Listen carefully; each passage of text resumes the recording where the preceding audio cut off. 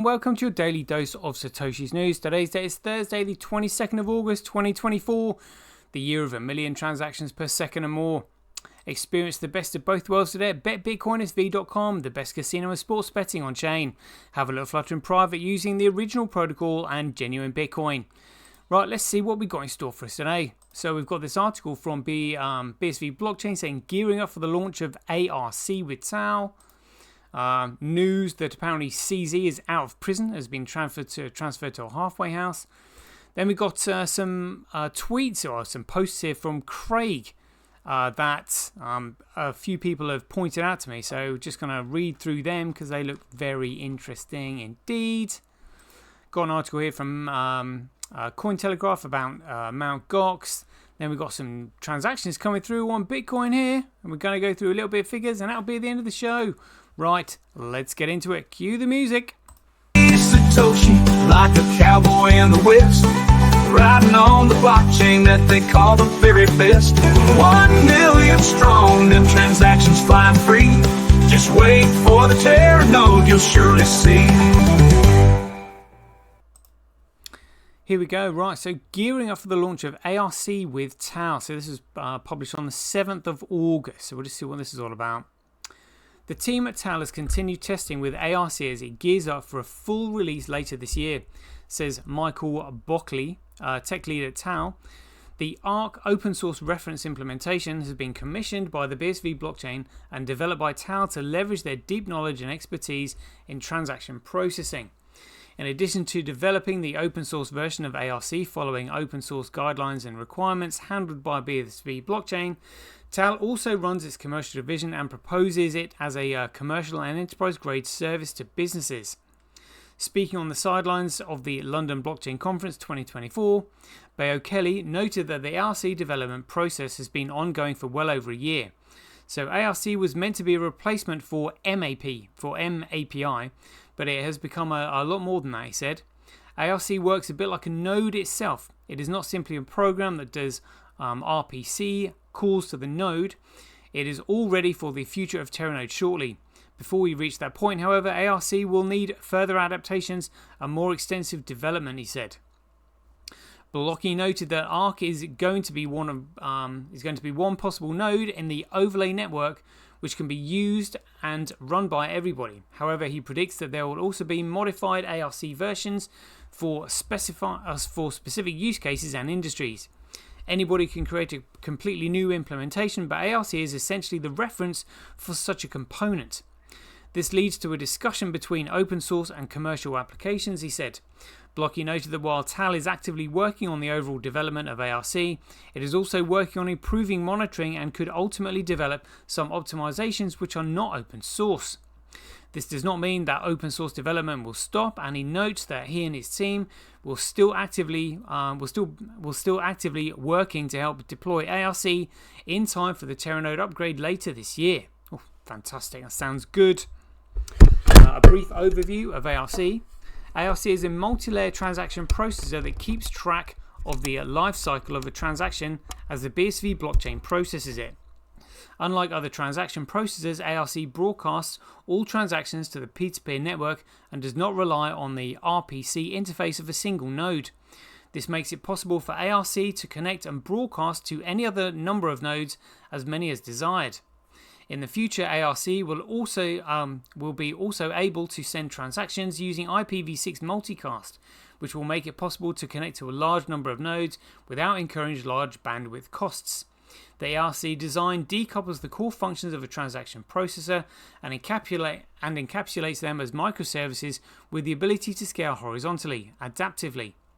Interaction between microservices is decoupled using acronymous messaging where possible. ARC's microservices include the API server, validator with the ability to scale for increased workload, Metamorph for managing changing transaction statuses, and a peer manager to handle connections. Additionally, ARC stores a new format of blocks containing transaction IDs rather than full transaction data.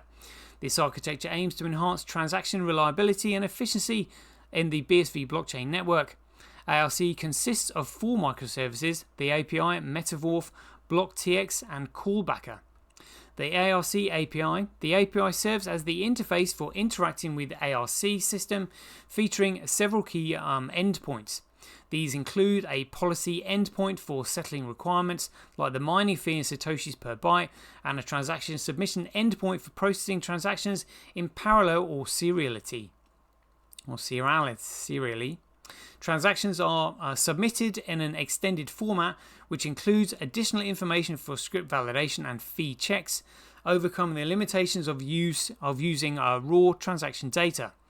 This format requires a UTXO lookup service, currently under development, to verify transactions before broadcasting, enhancing reliability. Metamorph's role is to place pre-validated transactions on the blockchain via the peer-to-peer network. It can connect to multiple instances to handle high transaction volumes using round-robin load balancing. Metamorph processes transactions from the API, monitors their status, and forwards updates as needed. BlockTX is a microservice that listens for peer-to-peer messages, especially block announcements. Upon detecting a block announcement, it retrieves and processes the necessary data, focusing on verifying that transaction IDs are part of the Merkle root in the block header.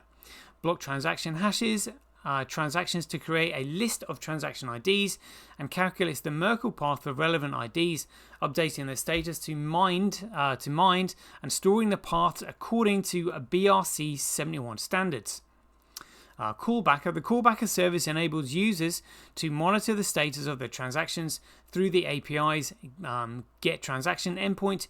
Users can check transaction statuses and specify which updates they wish to receive.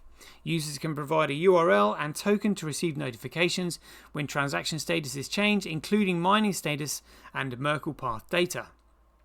You can read more about ARC here. BSV blockchain launches ARC version 1.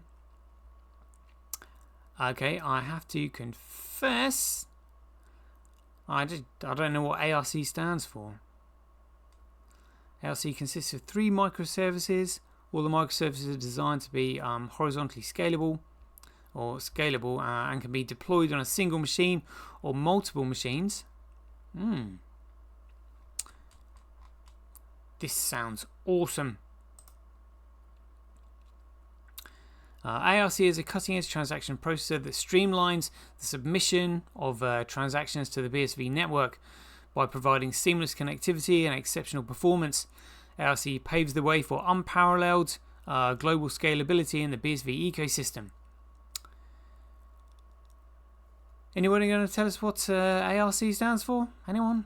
Anyone at all?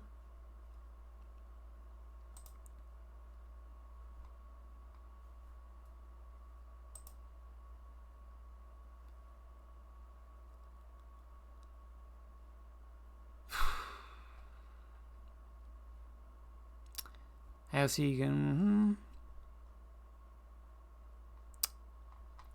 Great. Yeah, so that's ARC. There we go. Thanks for not giving us the definition of what that is.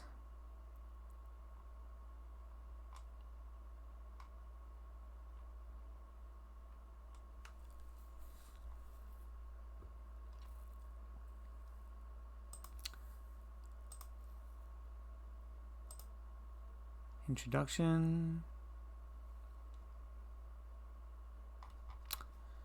Great. Alright, there we go. That's that article done. Quite enjoyed reading that. We'll have to find out what ARC stands for.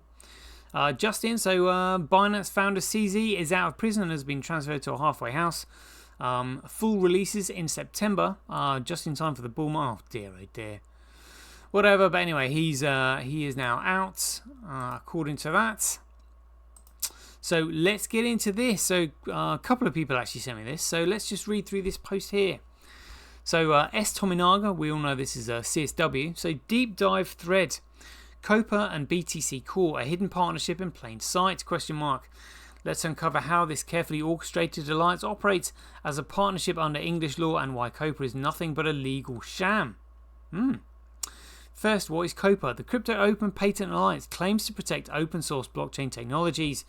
But behind this facade, COPA is a tool used to shield its members, especially those in BTC Core, from legal consequences.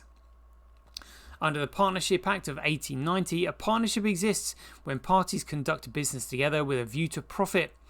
Blockstream, Chain Code Labs, and other key players in BTC Core fit the definition perfectly, despite what they might claim.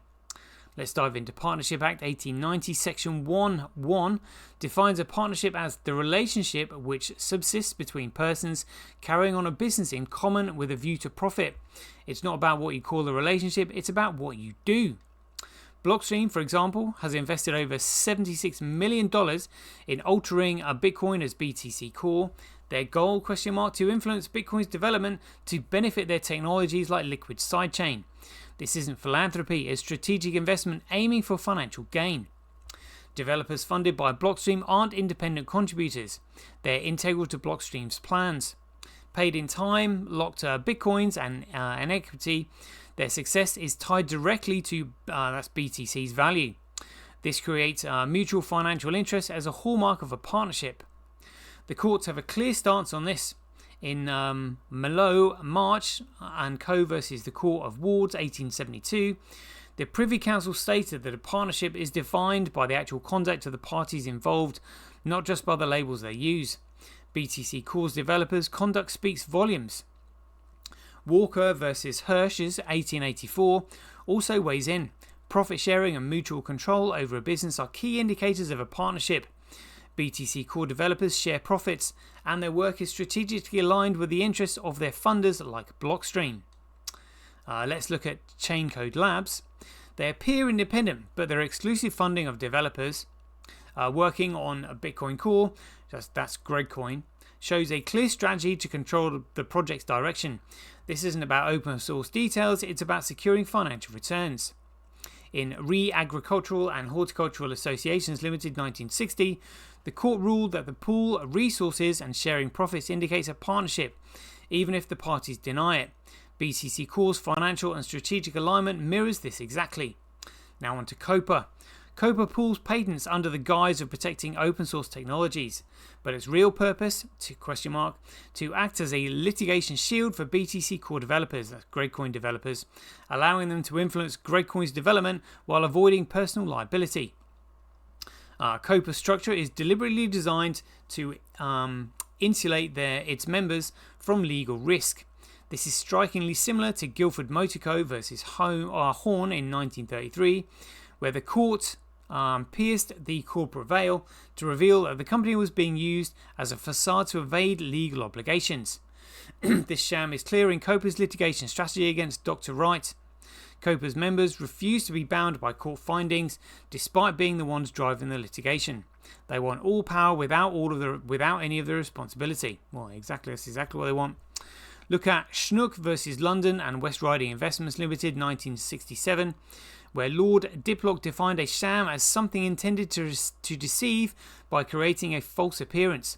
COPA's claim of being a neutral alliance fits this definition perfectly. It's a legal smokescreen. COPA's actions during the COPA versus Wright case are telling. They argue that their members aren't bound by any findings because they're not technically parties to the case.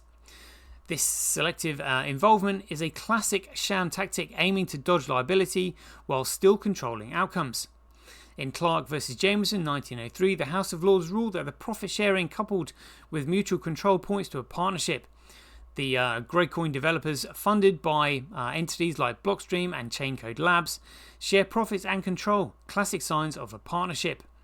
The Partnership Act 1890 also addresses liability. Partners are jointly and severally liable for the partnership's obligations. This means Gregcoin developers could be held accountable for their actions taken in the name of their partnership, even if COPA tries to shield them. Remember, Path Irana versus Path Irana in 1967. The court found a partnership based on the parties' conduct, despite their denial. The same applies to BTC, the Gregcoin developers. No matter what they call themselves, their actions speak louder than words. Let's not forget Miles versus Clark, 1953, where the court found that pooling resources and sharing management duties created a partnership despite the parties' denials. The financial contributions and strategic direction given to Gregcoin developers fit the mold exactly. So what's the bottom line? COPA and Gregcoin developers are operating as a partnership despite their claim to the contrary. Legal strategies they use are designed to evade responsibility, but under English law, their actions expose them to partnership liabilities. The courts need to see COPA for what it is, a sham designed to protect BTC core developers while they control Gregcoin's future. The doctrine of substance over form, backed by a case like Schnook and Guilford, shows that the law won't be fooled by these tactics. Well, unless the court is corrupt, which I'm afraid they are, Craig. Oh dear. Let's hope the Court of Appeal isn't. In conclusion, COPA is not the neutral alliance it pretends to be. It is a legal construct designed to shield its members from accountability while they pursue their financial interests. The court must recognise this partnership and hold them responsible. End thread. That was pretty great there, I have to say. Thoroughly enjoyed that one. Let's have a look at this one then. Mt. Gox shifts 700 million in Gregcoin, first major move in 3 weeks. It's the most significant Gregcoin move since the 30th of July. Though Galaxy's head of research doesn't think it's for distribution. Defunct crypto exchange Mt. Gox has moved 12,000 Gregcoin to a new unknown wallet address in its first major transaction since the end of July. Mt. Gox made the move around 11:39 p.m. UTC on August 20th, sending 12,000 Gregcoin worth $709.4 million to an empty address starting with 1 PUQB. It also sent 1,265 BTC worth 47 million to the address starting with 1JBAZ, which is labelled as Mt. Gox cold wallet on Arkham Intelligence. The funds haven't moved since. The major move could mean Mt. Gox is preparing to distribute more Gregcoin to its creditors, who have been waiting to get their crypto back after the exchange hacked and collapsed in 2014. However, Galaxy's head of research, Alex Thorne, believes otherwise. Thorne believes only a small amount of the funds moved, 74.5 million, is intended to be distributed, with the rest going to fresh cold storage, still owned by the estate. In either case, it marks the big Gregcoin move from Mt. Gox, the first big move from Mt. Gox since the 30th of July, when Mt. Gox moved 47,229 Gregcoin to 3 unknown wallets over a 3-hour period. At the time, Arkham Intelligence suspected that 33,105 Gregcoin went to an address owned by crypto exchange BitGo, one of the custodians working with the Mt. Gox trustee to return funds to creditors. 2 weeks later, this wallet sent a test transaction before sending the entire amount to another unknown wallet address, where it has sat since. Don't need to read 2 more of that. 17 minutes gone already. Let's have a quick look at the figures here. So there were quite notable ones further down. So we got Bitcoin at just $44. That matches pre top left of the screen. Nobody knows 0.24 transactions 42%. So and block size 70. Big blocks coming through there. Got a 37. Biggest one there in that column. Look at this. So it is currently 1,356,950 times cheaper to transact on Bitcoin than Corecoin. But it's 78% more profitable to mine on Gregcoin than Bitcoin. Again, that shows you the competition for Bitcoin, and also it economically incentivizes shitcoiners not to mine Bitcoin, which means they're not holding any. So they're gonna find out that they need it very soon.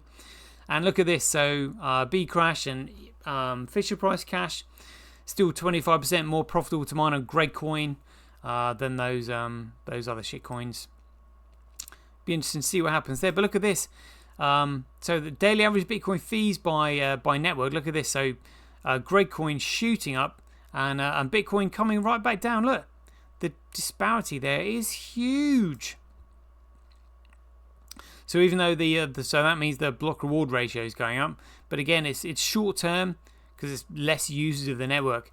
You need if you want to make loads of money, you sell vast quantities for a small price. That's the way. Those models always work best, rather than selling low quantities at a high price, which is what BTC is doing. So, you've got Grid Coin, low volume of transactions, high prices, or you've got Bitcoin, which is hundreds of millions of transactions per second and micropayments. Which one do you think is going to be more valuable? Which coin are people going to buy in order to use? It's kind of obvious, really. And because the supply is fixed, the value goes up. That's the basic economics of Bitcoin. If it's useful, it's valuable. If it's useless, it's worthless. That's literally it. That is literally it. So, interesting pie charts there from those coins.